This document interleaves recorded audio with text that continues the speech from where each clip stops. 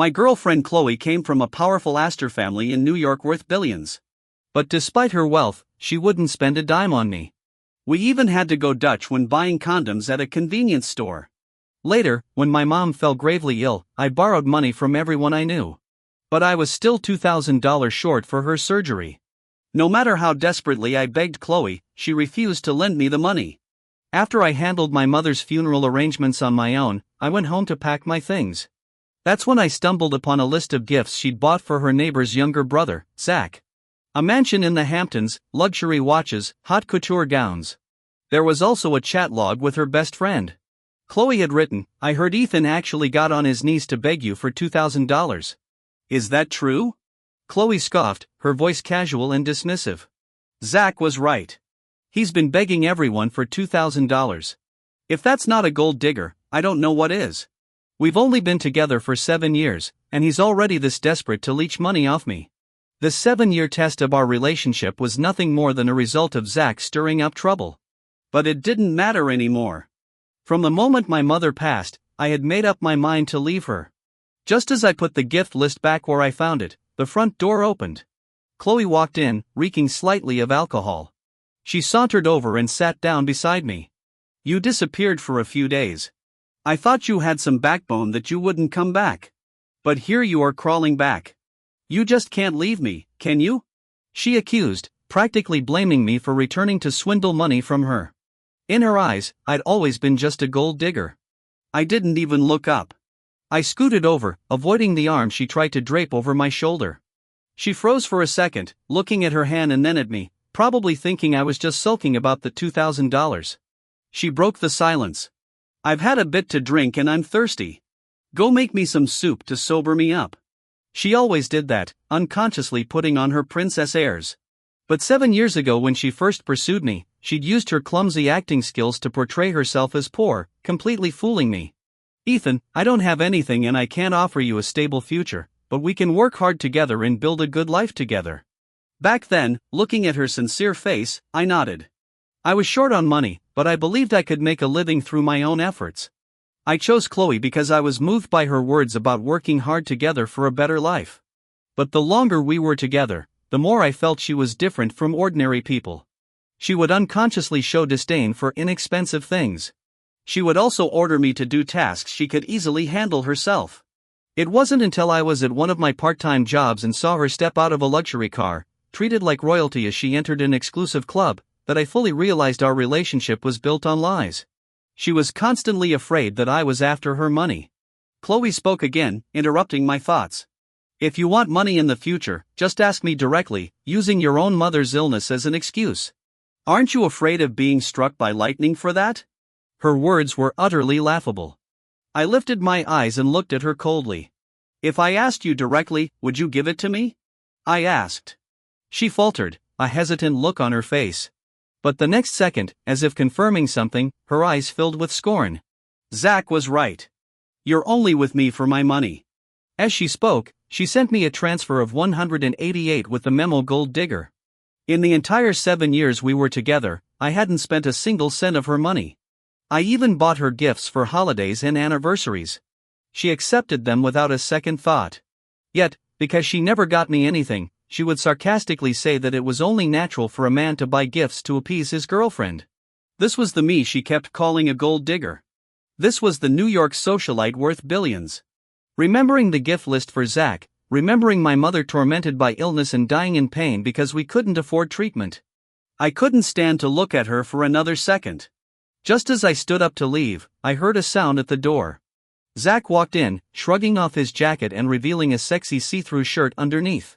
But the moment he saw me, he feigned shock and quickly put his jacket back on. "Ethan, what are you doing here?" he asked. I turned to Chloe. "If I remember correctly, this is the apartment we rent together. Not only do you casually give out the passcode, but you also let people barge in whenever they please," I said.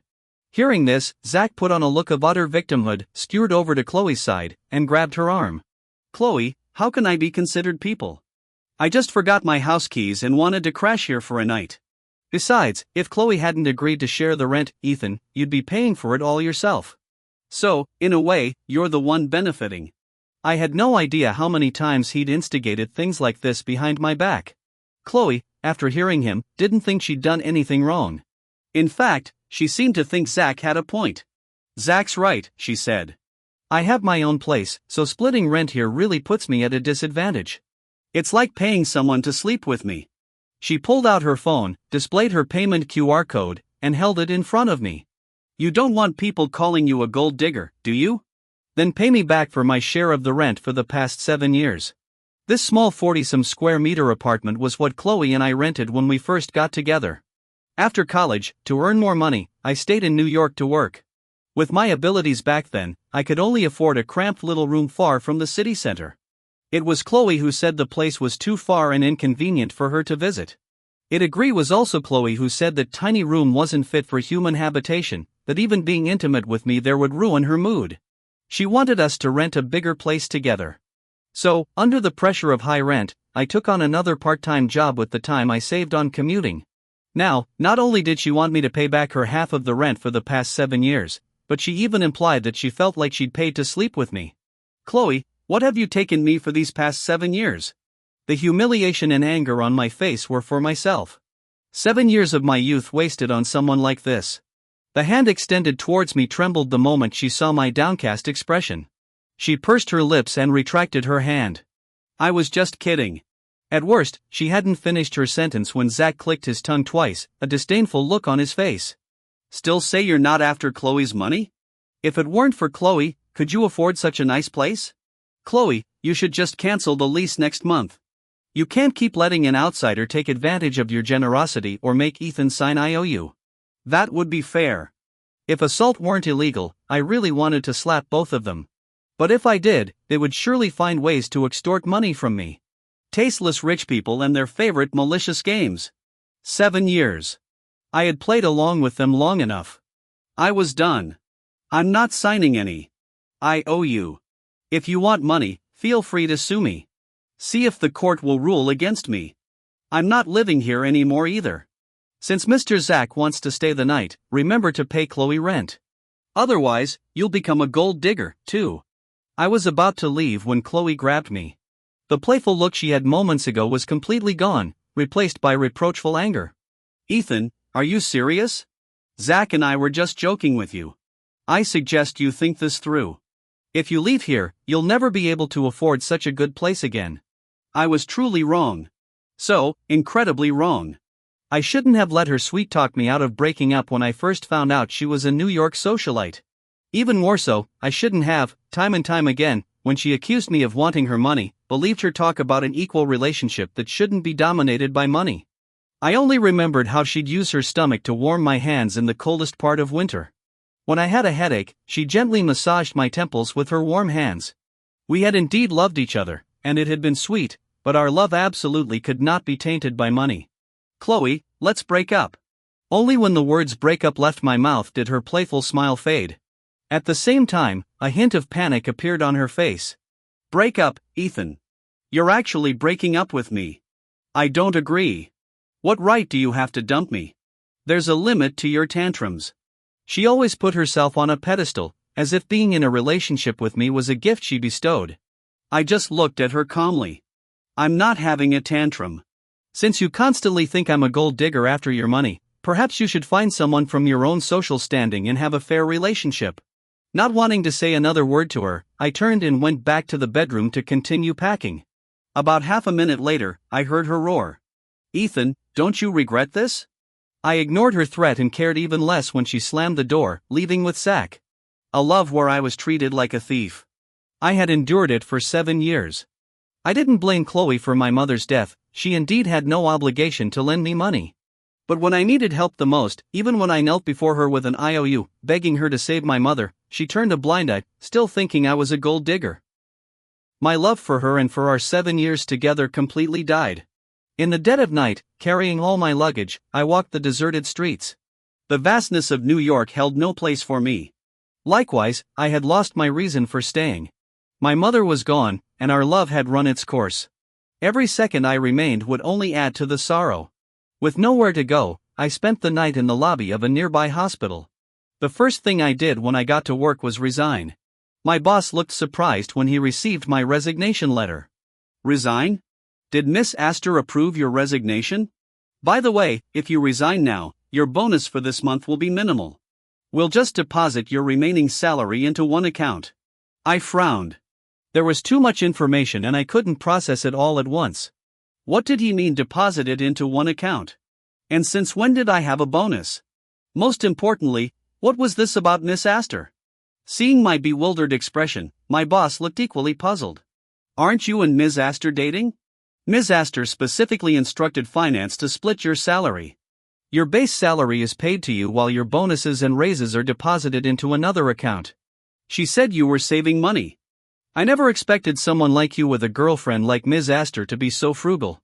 It's truly rare. So, for all these years, I'd only been receiving my starting salary. My repeated requests for a raise weren't because I wasn't working hard enough, but because Chloe had diverted the extra pay to another account. When I went to finance to get my pay stubs, I saw a $2,000 bonus clearly listed in the earnings column. A few days ago, trying to scrape together that final $2,000, I had delayed paying the hospital by a day. That delay meant my mother didn't get her surgery and passed away. Even more laughably, the total sum of bonuses Chloe had skimmed from me over these 7 years was more than enough to cover my mother's medical expenses. I was so incredibly foolish.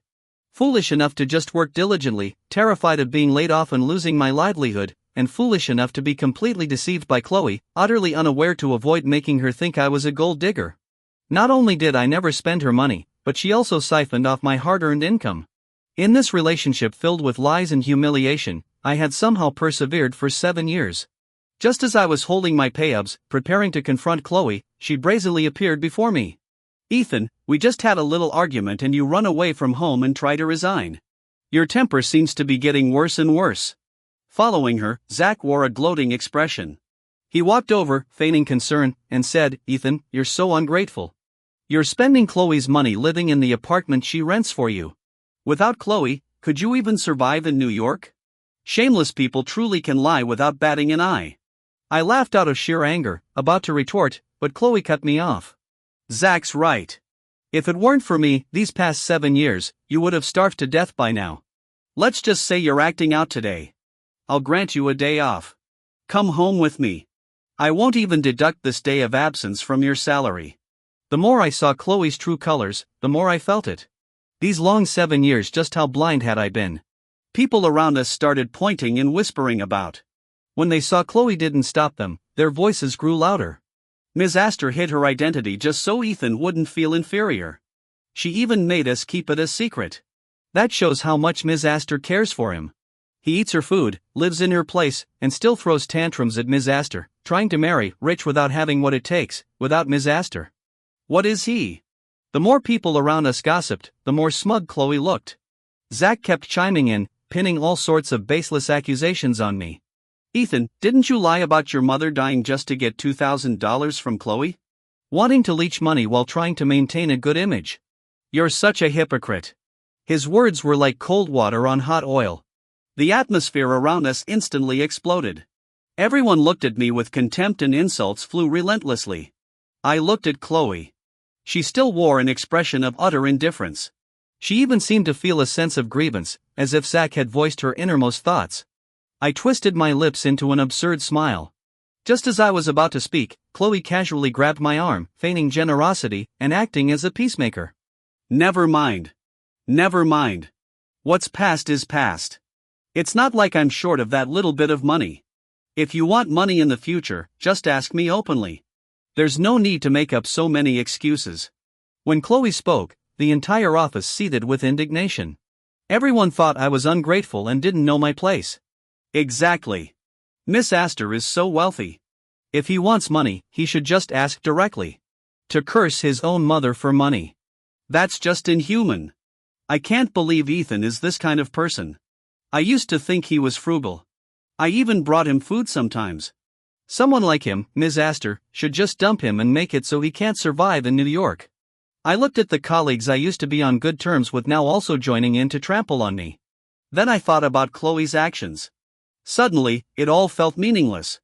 Since I was leaving anyway, even if I slapped the pay-ups down in front of her right now, she and Zach would just come up with more bizarre statements to have everyone continue humiliating me. I silently put the payubs into my pocket. I looked up and smiled at Chloe. We've been together for 7 years. You can go ahead and calculate exactly how much of your money I've spent.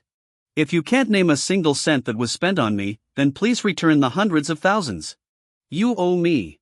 Otherwise, both you and your company can wait to be sued by me. All that talk about a love untainted by money, yet it was constantly steeped in it. She, this New York socialite, who appeared to spend money like water in everyone else's eyes, had been spending the life-saving money I had saved for my mother. Chloe racked her brain, a flicker of panic in her eyes. Of course, she couldn't think of a single instance where she had spent money on me.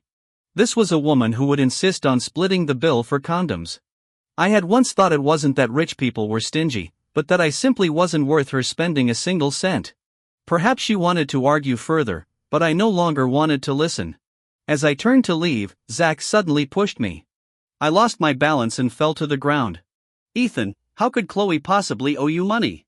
Are you really spreading rumors? Aren't you afraid we'll call the police and have you arrested if you go to jail? Who's going to take care of your mother in the hospital waiting for you to earn money for her? Zach was still trying to threaten me. But at that moment, I had nothing left to lose. Just then, my boss, who happened to be passing by, saw Chloe and squeezed into the crowd. She was holding an application form. Miss Aster, Ethan's mother passed away a few days ago. You still haven't approved the employee bereavement payment.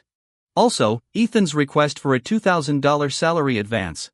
I withdrew it as you instructed, my boss said calmly but firmly. It's such a pity.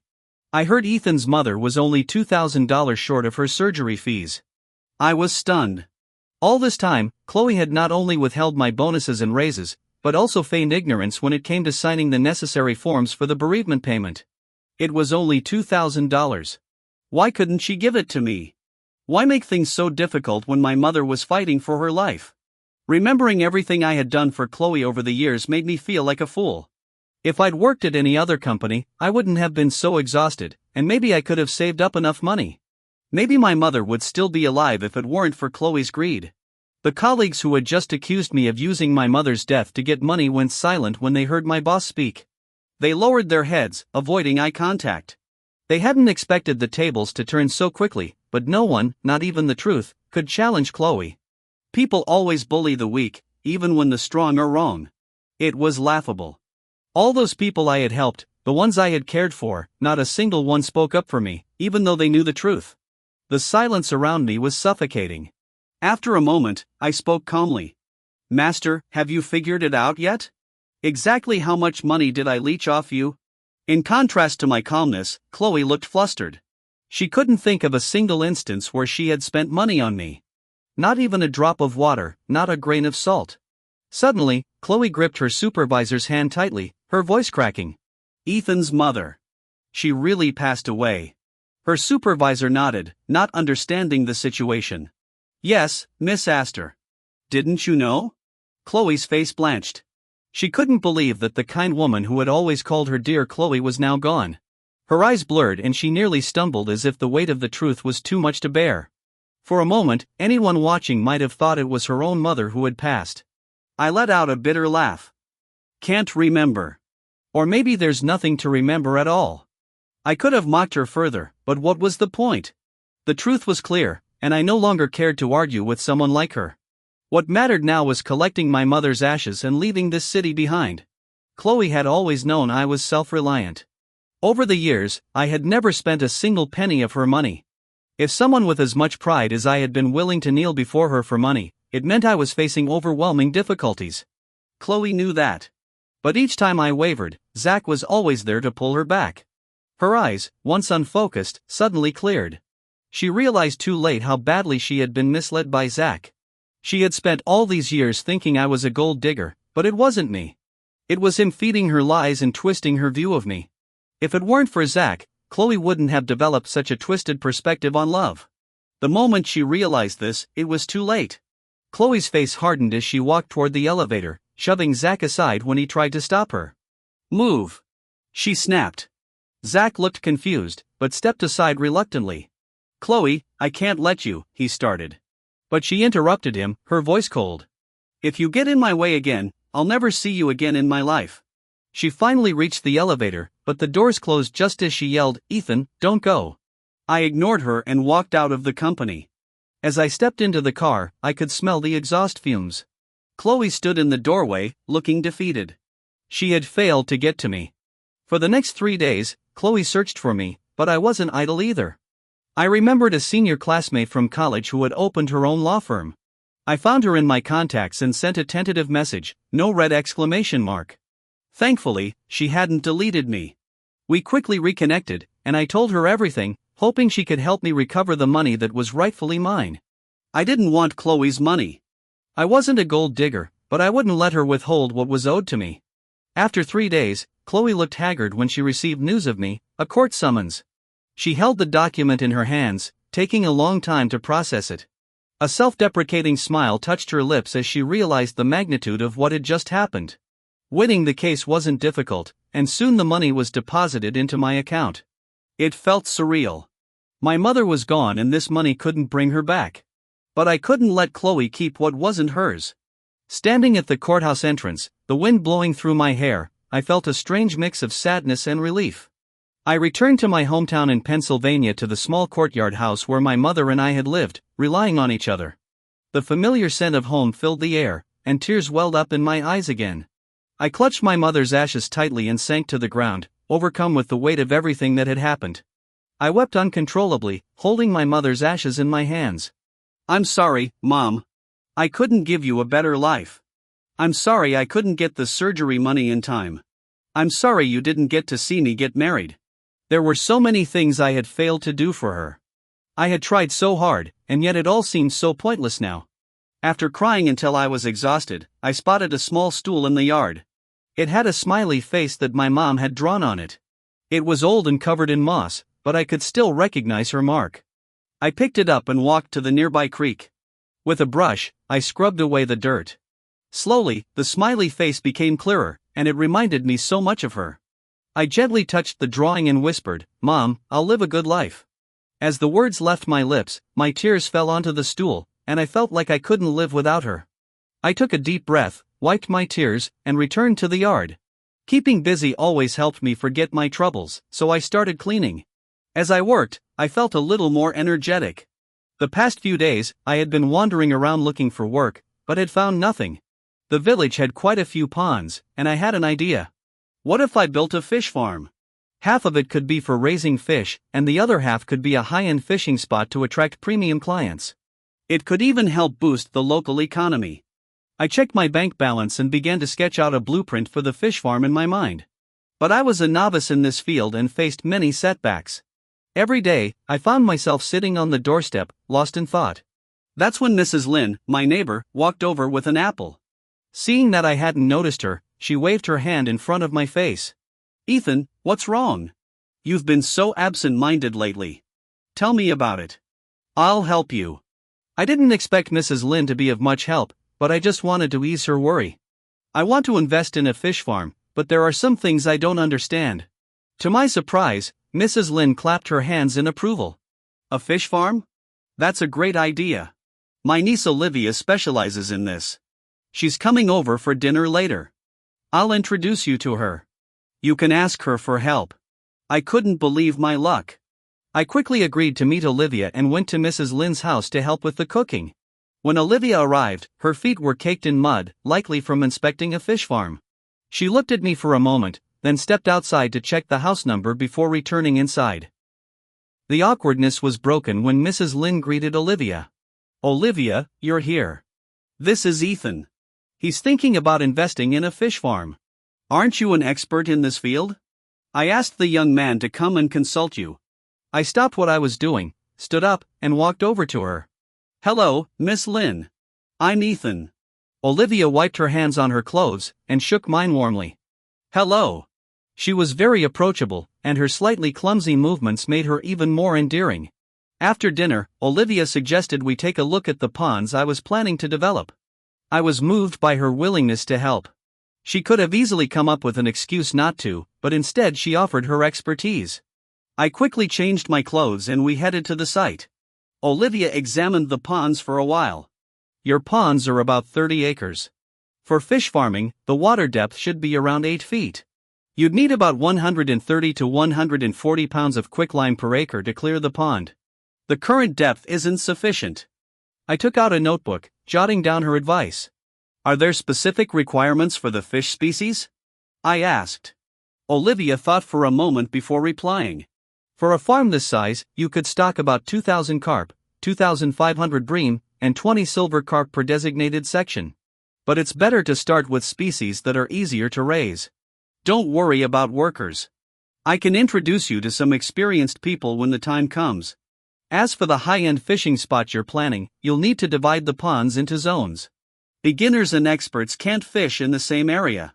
Beginners will get frustrated if they don't catch anything, while experts will feel too restricted. You'll also need a social-type fishing pond where the focus isn't just on catching fish. Olivia spoke with me for the entire afternoon.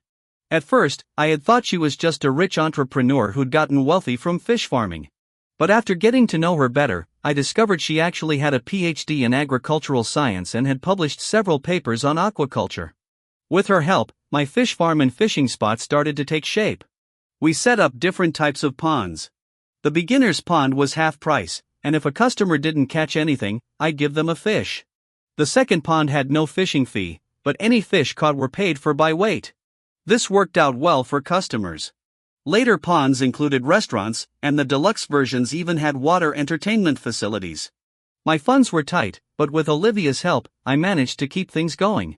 The fish farm quickly became profitable, and my net worth grew. Over the next few months, Olivia and I became much closer. I stopped calling her Miss Lynn, and she started calling me Ethan. One day, while I was working on some financial reports, I heard Olivia's voice from a distance. She walked up to me. Doing reports? She asked. Almost done. Wait for me a bit.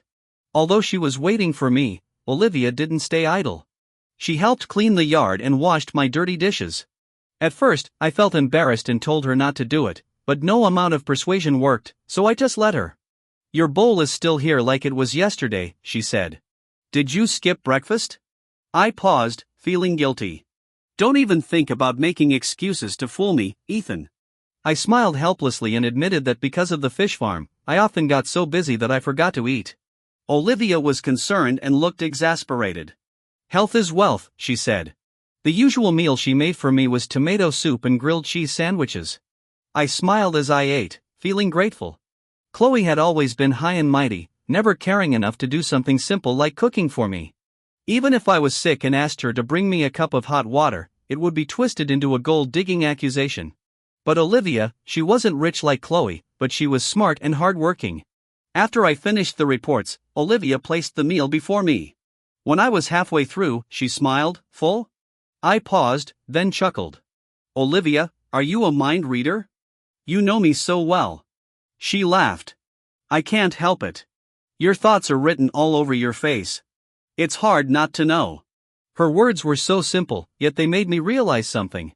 Chloe had always thought I was a gold digger, but if I really was, why had she never once considered my feelings? I smiled to myself. Then Olivia took out a gift box. See if you like it, she said. I wasn't shy. I opened the box. It was a watch. Last month, I was invited to a jewelry show and the organizer suddenly gave it to me. I thought it would suit you. I looked at her in surprise. I like it. Olivia was surprised by my answer. She had given me many things, but this felt different. I had always accepted her gifts politely, but this time was different. I said, I really like this. It wasn't out of politeness. I genuinely liked it. Olivia seemed surprised, almost like she didn't expect me to feel that way. I could see it in her eyes. She was trying to cover her feelings. It was cute. She had said her thoughts were simple, easy to guess. But that watch was no ordinary gift. It must have cost a lot. And I could tell it wasn't just a casual party favor. How could I not understand that? It was an expensive watch, the kind I used to dream about owning when I was younger. Chloe, on the other hand, had never given me anything like this. I couldn't recall her ever gifting me something that felt meaningful. Maybe half a birthday cake each year, which we both shared, but she ate most of it. Looking back, I realized how naive I had been, thinking Chloe truly loved me. All those small gestures I appreciated were just easy things anyone could do. But I got so caught up in it that I thought I couldn't live without her. Olivia, however, had shown me a whole new level of kindness. Olivia was staring at me, and I felt a little shy under her gaze. "Why are you looking at me like that?" I asked, slightly embarrassed. She quickly snapped out of it and looked away, trying to hide her flustered expression. "I'm sorry, Ethan. I was thinking of taking you to see the new fish farm tomorrow. Want to come? It's an invitation from the great president, Lynn." I couldn't help but laugh at her teasing tone. "Of course, I'll go." "Okay, but dress up a bit," she continued. "There's a banquet at the new farm in the evening, and the scenery is beautiful. I'll take pictures for you."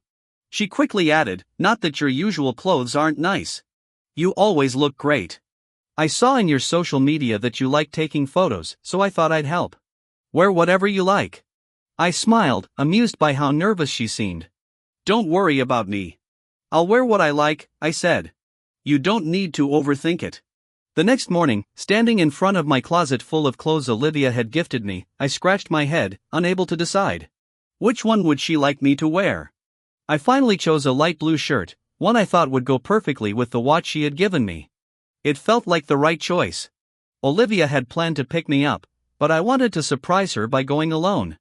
I wanted to show her through my actions how much I appreciated all her gifts, but just as I was about to enter the venue, I saw Chloe. I immediately wanted to leave, but she grabbed my wrist. I instinctively pulled away, looking at her tiredly.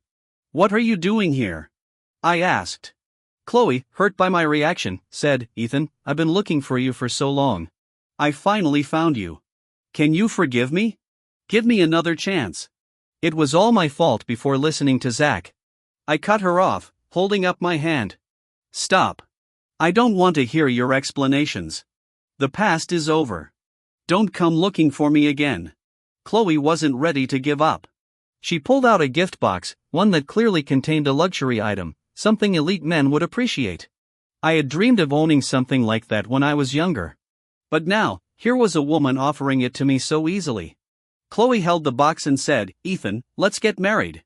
I'll spend my life making it up to you. Give me one more chance." Before I could respond, Olivia appeared and stepped in front of me, claiming her territory. "Miss Aster, trying to steal my man on my turf. Isn't that a little inappropriate?" My lips curled into a smile. Chloe, looking startled, dropped the gift box. She was clearly upset. "What do you mean, your man?" she spat. Olivia stood firm and declared, "Ethan is my boyfriend." I quickly clarified, mostly for Chloe's benefit. No, she isn't my girlfriend. We broke up a long time ago." Olivia smiled and eyed Chloe. "I remember you at the auction," she said. "You were bidding on a watch. With your wealth, I thought I didn't have a chance, but you dropped out when the bid hit 2 million. Did you decide to buy this one instead for Ethan?" I froze. 2 million? Had she really spent that much on me? I immediately wanted to take the watch off. "Are you crazy buying something so expensive for me?" Olivia gently patted my hand. "Because you're worth it." At that moment, Chloe noticed the watch on my wrist, the same one she had been bidding on. She had hesitated, thinking I wasn't worth it. Seeing that I now had it, she faltered. She had lost. Tears filled Chloe's eyes. "Ethan, that money, I didn't intentionally withhold it. It's just that a long time ago, you said you wanted to save up for our wedding. I was afraid you wouldn't be able to, so I wanted to help. I never meant to take it for myself. I love you. I can give you anything you want." Olivia stood her ground, her voice filled with disdain. "Miss Aster, I know a bit about what happened between you two, but if you truly loved him, you wouldn't have kept questioning if he was a gold digger. You wouldn't have hesitated to buy him what he truly deserved, like the watch. You didn't value him the way he deserves to be valued. When I give him gifts, I never ask for anything in return. As long as he's happy, that's enough for me. I want to see him smile when he receives something from me." I held Olivia's hand tightly, feeling the weight of the situation. "Chloe, I don't love you anymore," I said. "You've cost me so much. My mother, my friends, my career. I've done enough. If you feel any guilt, don't come looking for me again. Your shadow is something I never want in my life again." Chloe tried to grab me, but I walked away, pulling Olivia with me. She looked back at Chloe, whose tears streamed freely. The pain and suffocation that overwhelmed her were evident. But I didn't look back. As Olivia and I walked away hand in hand, she led me toward a field of camellias. "Do you like it?" she asked, stopping to face me. I was caught off guard. "How did you know I liked camellias?" Olivia smiled softly. "You always use laundry detergent with that scent, and there are a few planted in your yard. When you're in a bad mood, you tend to take care of them. You always smile when you're with them." I stood there stunned. She knew me so well. "I really like you, Ethan," Olivia said. "Can you give me a chance?" And that was when it finally hit me. I had found someone who truly understood me.